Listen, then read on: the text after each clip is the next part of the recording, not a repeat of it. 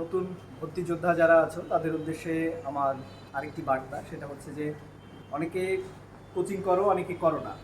তো যারা কোচিং করো না তারা হতাশ হওয়ার কিছু নেই। হ্যাঁ, কোচিং না করে অনেকে চান্স পায়, এরকম অনেক আছে এবং আমিও একজন তাদের ভেতরে। ঠিক আছে, তো আসলে কোচিং করতে হবে এরকম বিষয় না, কিন্তু কোচিং করলে একটা সুবিধা হচ্ছে যে তুমি যেহেতু ওখানে একটা চাপে থাকতেছো পড়তে পারো। আর যেহেতু কোচিং করো না তাহলে তোমাকে নিজের চাপে পড়তে হবে।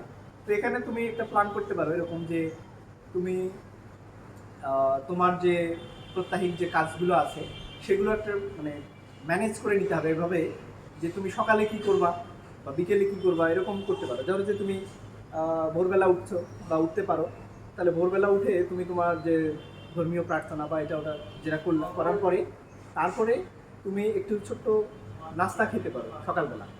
এতে করে হয় ব্রেনটা কিন্তু কাজ করবে তোমার। ঠিক আছে, নাস্তা খাওয়ার পরেই তুমি পড়াশুনো শুরু করে দাও। ধরো যে সকাল 7টা থেকে যদি পড়াশোনা করো 10টা পর্যন্ত, একটু ক্লান্তি আসবে, তারপর তুমি খাবার দাবার খেলে স্নান করতে পারো, গোসল করতে পারো।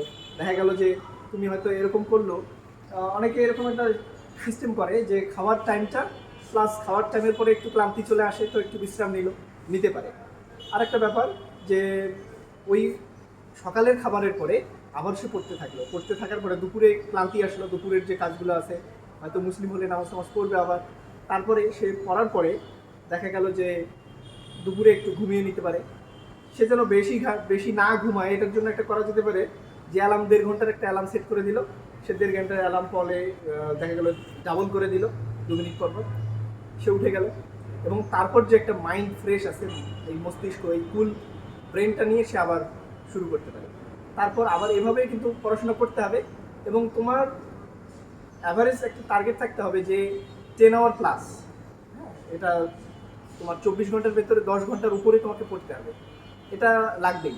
অনেকে কম পড়তে পারে, কিন্তু কম পড়া বলতে এরকম নয় যে তুমি কম পড়েই পারতেছো, এরকমটা না। তোমার ভালো ব্রেন রয়েছে, তুমি অল্প পড়ে পারো, তুমি তারপরেও পড়ো।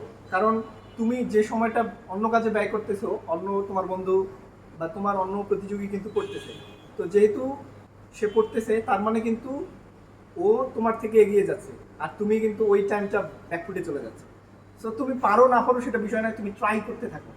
তোমাকে সময়টা প্রপারলি ইউজ করতে হবে। ঠিক আছে, তুমি পড়ো, তুমি সফল হবে।